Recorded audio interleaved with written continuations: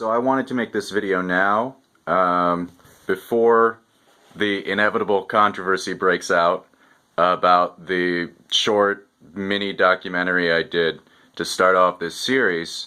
A lot of people are going to claim that I misrepresented the research of the people who were looking at the Sphinx enclosure and the geology of the water erosion.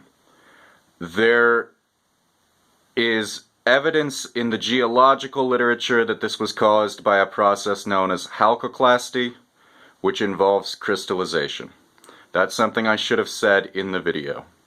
The other thing I should have said in the video is that I should not have made it out that there were the horizontal bands is the primary focus of the geologists who do not conform to the mainstream believe. That oversimplifies their ideas, it misattributes what they've said, and the citation that I gave in the video only conforms with something that Robert Schoch said at one point.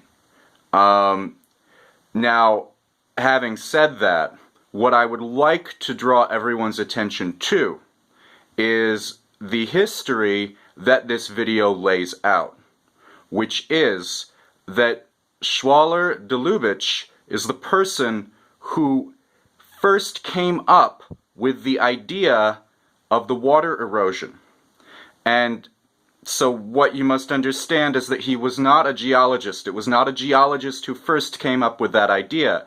Afterwards, there have been geologists who have made their career arguing in favor of that idea, but the first time the water erosion Sphinx hypothesis emerged was in Schwaller de Lubitsch's book, Spirit Science. That's another thing I did not make clear in this video, and I think it should be made clear, because that is what makes the historical narrative that I trace significant.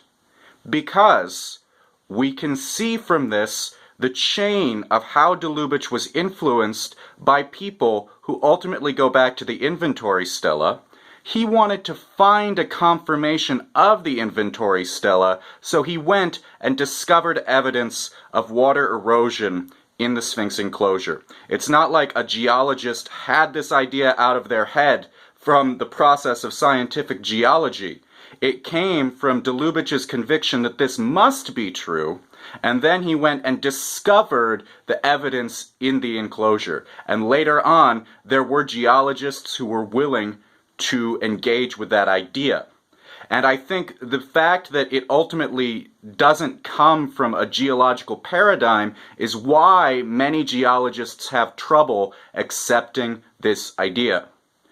Now, I am not trying to say that, that is not necessarily a way that science can progress, right? Sometimes someone can have an idea in one field that can influence another field, and it's fine, right? I'm not saying that that in and of itself means that this is bad science.